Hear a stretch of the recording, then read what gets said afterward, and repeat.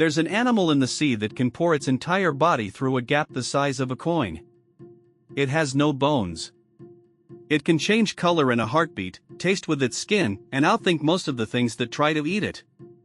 And the smallest, prettiest one of them all carries a venom we still can't cure.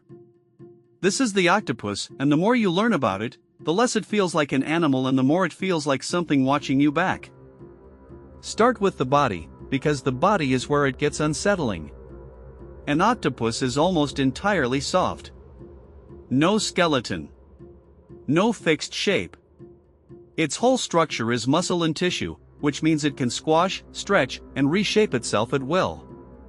Even the big ones, the giant Pacific octopus, with an arm span reaching close to 5 meters, can flatten and squeeze through a hole barely an inch across.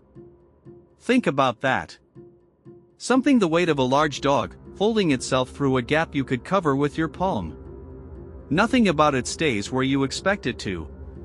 And that's before it starts moving. Now the arms. There are 8, lined with rings of adhesive suckers that grip and taste and feel. Without bones, each arm works like a muscular hygrostat. It can coil, stretch, stiffen, or curl in any direction, anywhere along its length.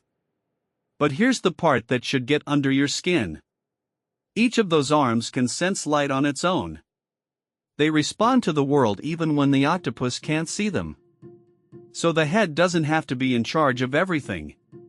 It's less like an animal with limbs, and more like 8 things working together, quietly, independently, in the dark. And it hunts. Octopuses are predators. They go after crabs, clams, snails, fish. At the center of all those arms is a mouth, and inside that mouth, a hard, sharp beak. It can drill into a shell. It can pry a clam apart with patience most animals don't have. The prey doesn't get much of a warning. An octopus can jet through the water, firing a jet from its siphon to move fast when it needs to, then settle and wait when it doesn't. It's one of the most behaviorally diverse invertebrates alive. Which is a scientific way of saying it improvises. It has options. And most of them don't end well for whatever it's stalking. Being a killer doesn't mean it isn't hunted too. And its defenses are a masterclass in deception. Its skin is packed with color-changing cells, so it can vanish against coral, sand, or stone in a fraction of a second, become the reef itself. If that fails, it fires a cloud of ink to blind whatever's chasing it, then jets away and hides. And it uses outright trickery, threat displays, deceit, tactics that suggest it isn't just reacting, it's calculating. This is an animal that lies to survive. That's not a word we usually give to something without a spine. Here's the turn. Every single octopus is venomous. All of them. Most of that venom is aimed at prey, and most species can't seriously hurt you. But there's an exception, and it's small, and it's beautiful. The blue-ringed octopus. When it's threatened, rings of electric blue flare across its body, bright and almost jewel-like. That's the warning. Because the blue-ringed is the only kind known to be deadly to humans. Something that could fit in the palm of your hand, glowing like a warning light, and we still have no cure for what it carries. Pretty things in the ocean are rarely just pretty. And then there's the ending they're built for. Most octopuses live fast and die young. Mating is the last thing they do. The male passes sperm with a specially adapted arm, and then his body starts to shut down. He fades. He dies. The female finds a den, lays her fertilized eggs, and guards them. She stops eating. She stays. She protects them until they hatch, and then she dies too. So the young come into the world already orphaned, by design.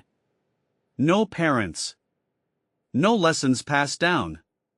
Every bit of that intelligence, that cunning, that skill, they have to build it alone, in the dark, from nothing.